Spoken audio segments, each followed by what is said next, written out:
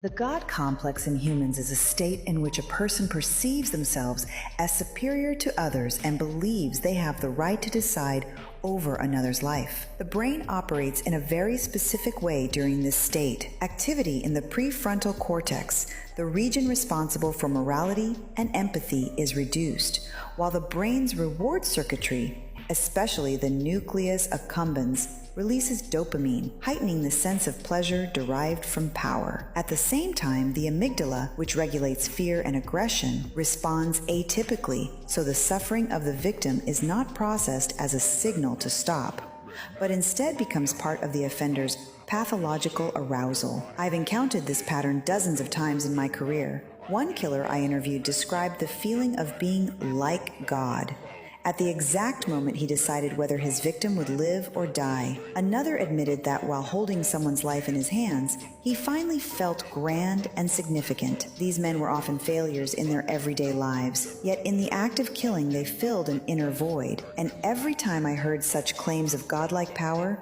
what I actually saw was a profoundly broken psyche. I am far too rational to put my faith in organized religion, but I am also far too observant to deny that there is something beyond our understanding. In my line of work, I've witnessed countless inexplicable events where science reached its limits. But one thing I know for certain: what these killers describe has nothing to do with God. So why does the God complex form in the first place? Its roots almost always trace back to childhood. Humiliation, parental cruelty, abuse, neglect, the absence of support.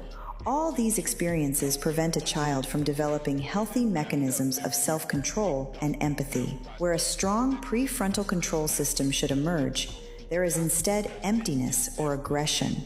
Where there could have been genius or creative energy, a hunger for power takes root, often expressed through destruction. And I often wonder, how many geniuses have we lost? How many children with a heightened sensitivity to the world have walked down a path of destruction simply because no one recognized their uniqueness in time? My mentors used to say that every child is born a genius, but without recognition and the right kind of education, creativity fades with age. If we had the ability to identify a child's innate brilliance and nurture it, there would be far less crime. A person who channels their energy into science, art, or creation would not go searching for an illusion of omnipotence in murder. So many of our deepest problems are born in childhood, and so too are our future geniuses. I was truly astonished when I came across a project that echoed what my teachers once told me. The world of geniuses